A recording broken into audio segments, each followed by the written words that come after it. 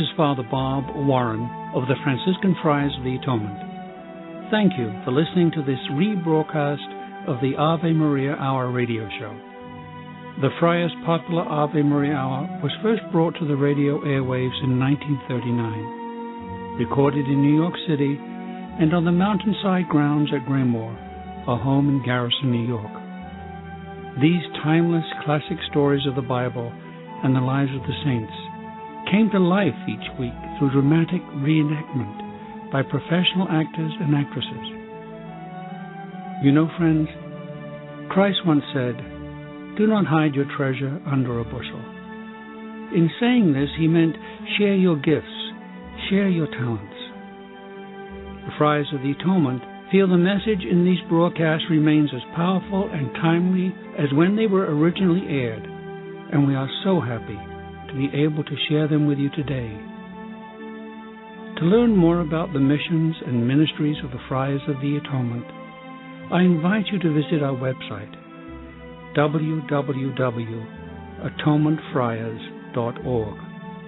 In the meantime, sit back and enjoy this rebroadcast of the Ave Maria Hour.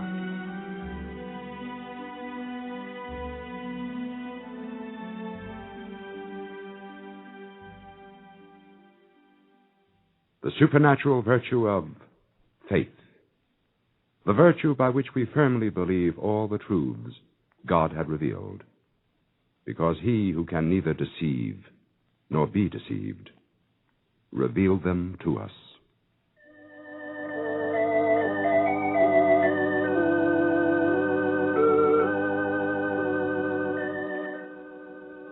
In recent years, this story has happened many times. Not in just the way it's told here, for there are many different ways by which men find the truth. Some have fled from it all their lives, only to turn a corner and find it waiting for them. Others have sought it with heart and soul, and it has eluded them, because in their frenzied quest they sped by the very thing they were seeking. And still others once knew the truth, but renounced it, because it was as old as creation and therefore outdated now that the point of reactionary materialism was in vogue. In certain quarters, this materialism became the standard of all values on earth and heaven, provided, of course, there was a heaven. Jerry Gleason was one of those who once acknowledged the truth and renounced it, and became an ardent communist, and eventually the editor of their paper. And consequently, he was somewhat surprised one night when he answered the knock at his door. Good evening, Jerry. What are you? Oh, hello, Father Price. May I come in, Jerry? Come in.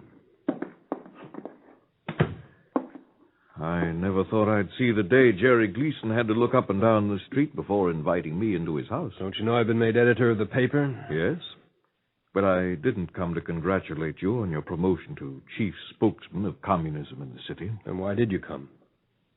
I don't want to be rude, Father, but knowing my position, it's not good to be seen with you. Isn't it fear that's worrying you then, more than rudeness? Tell the comrades you didn't invite me, and I'll back you up should they want to check up on you. Father, just tell me your business and make it as brief as possible. Where's Cassie? She's at her grandmother's tonight. Good. I've come because of her. Yes? What about Cassie? Her grandmother, her aunt, and uncle were in to see me today. They want me to help take her away from you. Take Cassie? They'll never do that. I'm not so sure they couldn't, Jerry. If they went to court and told them and proved what they told me. And what did they tell you? That you were denying a Christian education to the child. You were teaching her atheism. You were teaching her to be disloyal to the government. In the first place, I'll send her to a public school as required by law. And in this country, we have freedom of religion. But I haven't talked to Cassie about these matters. She's too young. The time's coming when you'll have to talk to her. Then what? I'll cross that bridge when I come to it. Jerry, you didn't mention disloyalty. Was that a deliberate oversight? You know as well as I do that anyone with a less than 100% American point of view is disloyal. Jerry, you're a good communist, aren't you? Well, we've been all through that. You know I wouldn't fight for a cause I didn't believe in. Well, you spoke just now of 100% Americanism. Isn't anyone not a 100% communist a deviate? What are you getting at, Father? You know as well as I, Jerry, that if you're a good communist, you should bring your child up to be as good or a better one than yourself. If you've got a point, make it. Communism's an international apparatus. So's the Catholic Church. Only in spiritual matters. Communists deny the spirit, exalt the material in man. The point is that in the event of war, you'll have to tell Cassie whether she is to obey Moscow or Washington. I assume you've already made your decision.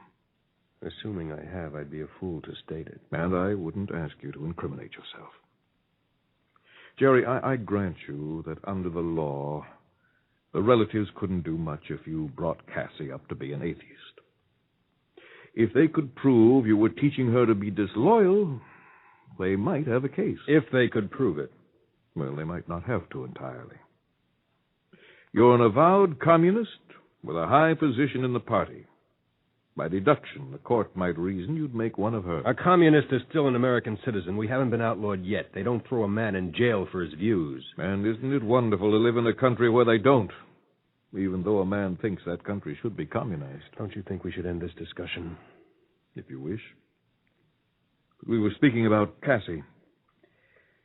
It's true, communists still enjoy the benefits of the laws, but the court may not take an indifferent view if it feels an innocent, immature child is being taught disloyal doctrines.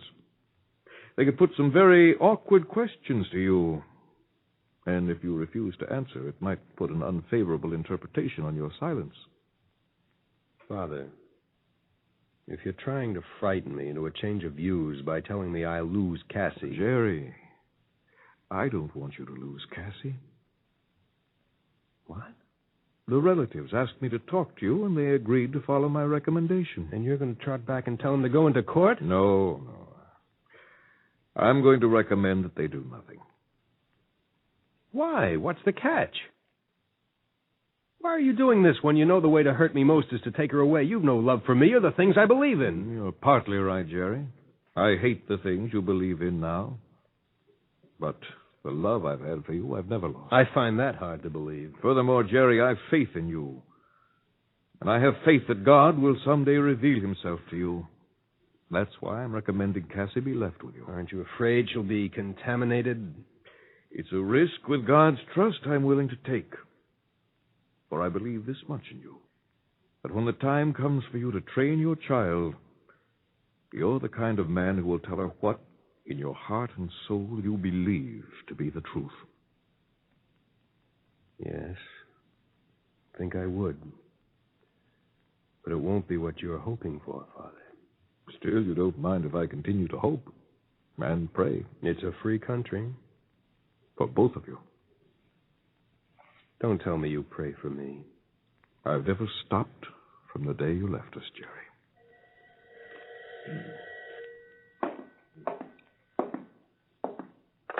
Hello, Gleason speaking. Jerry, you've got to get to the office right away. Oh, Ralph, I'm bushed. I just got home. I've no sleep since... This is important. The Soviet Union has just signed a 10-year non-aggression pact with the Nazis. What?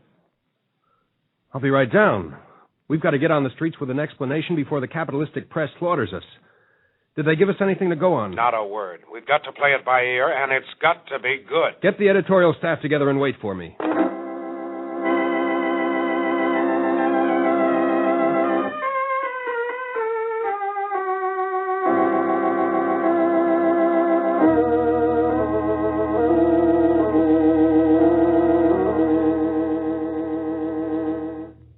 Jerry, this is worse than the invasion of Finland. What are we going to say? You'd think we'd have word from someone by now.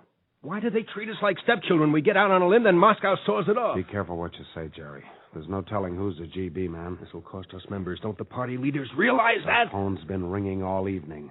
Our most loyal people are asking, what's the score? A number of lukewarm followers are threatening to leave. All right. Here's the line we take. Until we hear definitely. The capitalists are screaming because they hope to involve Russia in a war with Germany, but Stalin is too wise. Stalin wants only to live in peace. But, Jerry, what do you think's the real reason? It's expedient. Stop asking questions. Get the presses rolling.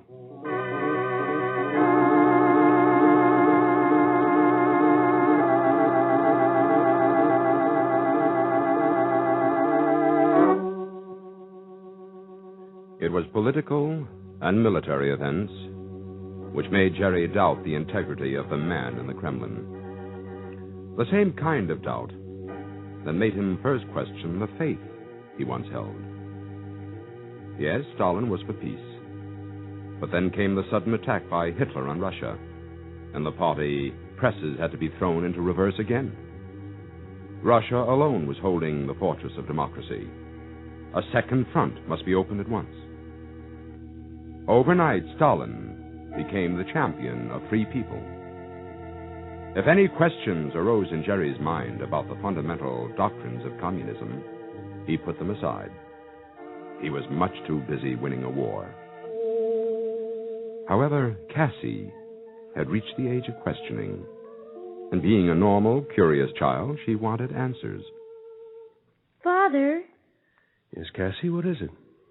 Are we communists? Yes, Cassie. What's an atheist? Why are you asking that, Cassie?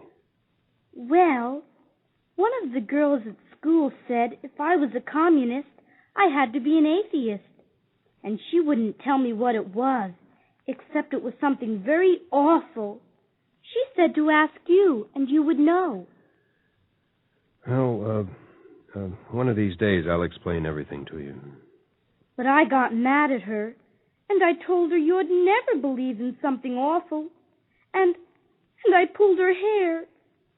Is it awful to be an atheist? Well, Cassie, it's not something awful. There are many people who are atheists. Oh, then it's all right. I mean, it's good to be an atheist? Well, it doesn't follow that you're a good person because you're an atheist, no more than it means you're a good person if you profess a belief in the opposite. What opposite? A theism. Why, they both sound the same. It's this way, Cassie. We get a lot of our words from the ancient Greeks. Their word for God was theos. Now, you put an A in front of theos, meaning God, and it acts like a negative, a no. So A meaning no plus theos meaning God, and you get no God. No God? Uh-huh. That's what atheists mean? It's a denial of or disbelief in the existence of a God or supreme being. And that's what we are? Cassie, you're very young, and these are terribly big questions. Now, when you're older, we could talk about them with more understanding. Oh, because I'm still a little girl, I can't understand. That's right, Cassie. Wait until you're older. Until I'm as old as you are? Oh, no, not that long. But when you're 18 or 19.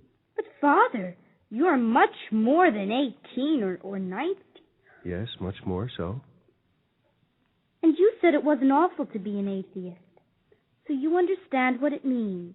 And if you understand it and are an atheist, then that's what I want to be. I want to be whatever you are because I know you're good. And if you're a communist and an atheist, it has to be good because you wouldn't be anything that's bad. Cassie, don't ask any more questions now. I'm very tired. And you mustn't say you want to be like me. But why, Father? Because, darling, I want you to be much better. Much better than I am. Now, run along to bed.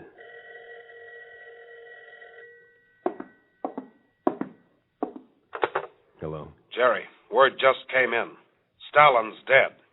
Call the staff, Ralph. Stand by to get out an extra. I'm leaving the house now.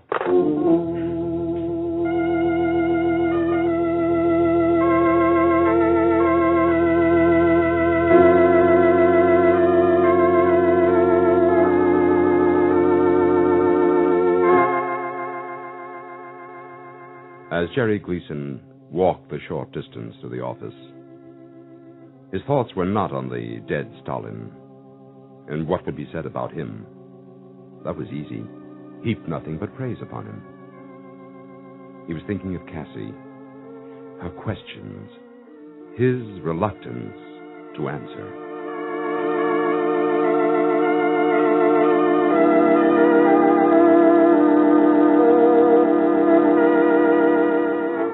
Jerry, here's the afternoon papers.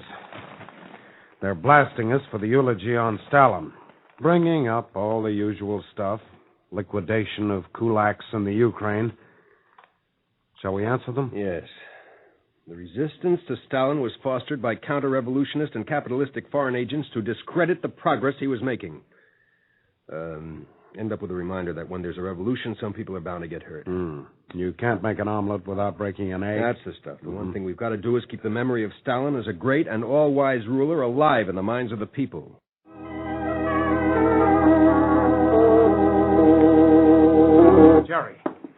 Jerry, look at this. Bulganin and Khrushchev speaking before the 20th Congress of the Communist Party. Denounced Stalin. Yeah.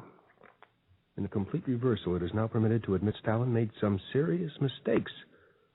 Self-criticism, the order of the day. Hungarians pull down statue of Stalin. Jerry, I don't know whether I'm coming or going. They make us look like fools. We build the dead Stalin up. And now we have to go into reverse. Again. We did too good a job, Ralph. We told the followers there would never be anyone who could equal Stalin, but he's dead. Bulganin and Khrushchev can't compete with a dead idol, so they have to destroy him, at least cut him down to their size. Well, what are we going to say? Nothing. This time we wait until their policy's clear and they send us word what line to take. I'm not going out on a limb again. Jerry, you brought me into the party. You're the one who came to me and said, Rolf, identify yourself with the hungry and downtrodden of the world. There can be no progress in the world until every convention we now have is broken. The world's drifting. The only ones who know where they're going and how to get there are the communists. Remember, Jerry? Yes, I remember. And you gave me Marx and Lenin to read. And remember, I was disturbed about what they had to say about God and the church and religion. I remember everything, Ralph. How God was a capitalistic concept invented to take the poor man's mind off his troubles so he wouldn't know he was being exploited. Well, Jerry, I want to ask you, is what we've been working for any better? Is it the answer? You said the communists were the only ones who knew where they were going. And that was the truth at the time. Is it? How many times have we had to reverse ourselves? How many times have we been left holding the bag? Now, look, Ralph, no one forced you to join the party. No, and no one can force me to stay in. What? I'm quitting. Now. Tonight. No, wait a minute. What for? You're getting ready to run out, aren't you? Everyone knows the priest came to see you. Oh, he came about my daughter. I didn't send for him. Her grandmother was asking his help to take Cassie away from me. Well, I don't care what he was doing there. I'm leaving. Goodbye, Jerry. Wait! I'll walk home with you.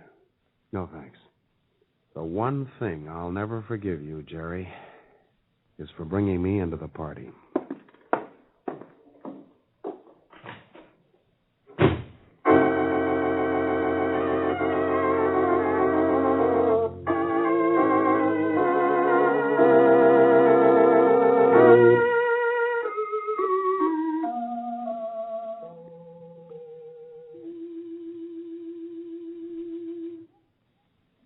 You're awfully tired, aren't you, Father?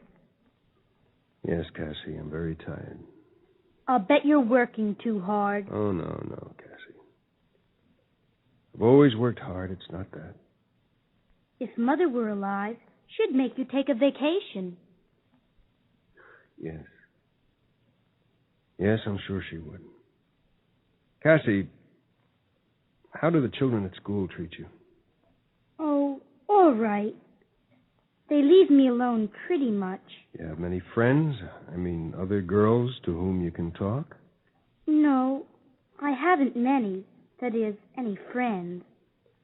That girl, the one who said you were an atheist, does she bother you? No, not anymore. She did for a while, huh? Yes, but I told her I was going to be whatever you are when I grow up. And if you were an atheist and a communist, that's what I would be. Cassie, I don't want you to be like I am. But I want to be what you are. Cassie, you're too young to know what you want to be. But you're not too young, and you told me... Cassie, you always drive me to the wall with that. Father, I want only to do what's right. And at school, the teachers say we should honor and respect and obey our parents. Is that why you've always obeyed me, Cassie? No, Father. Then why, dear? Because I love you, and I know you'd never do anything that was wrong.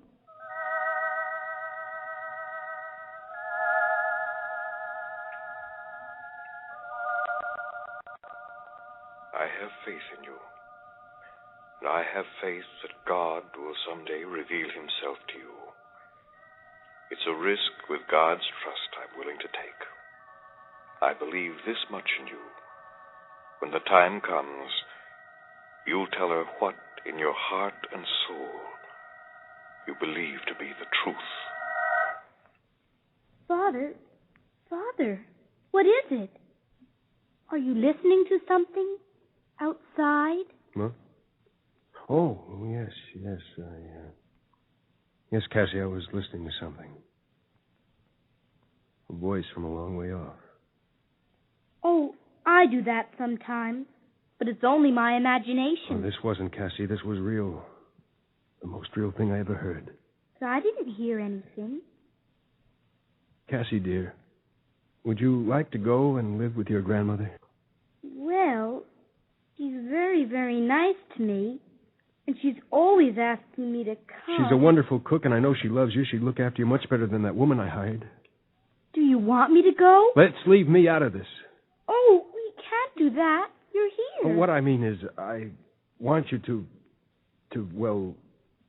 make up your own mind. That is, if you really want to go, I'll not object. You mean I can make up my own mind and not ask anyone? That's right, just as if you were a grown-up woman. Then I want to stay with you. Well, then stay, darling. Oh, I'm so glad. I thought you were going to send me away. There's going to be a lot of changes. You see, Cassie, I'll be out of a job, and it may be a little hard to find another. Oh, did the paper fire you? No, I quit. But how are they going to have a paper without you? Who'll write it all? And no questions now, Cassie. Get your coat. are we going out? Yes. Where to? To see Father Price. Father Price?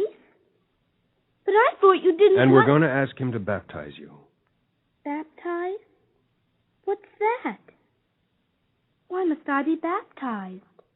So that you may learn to know God.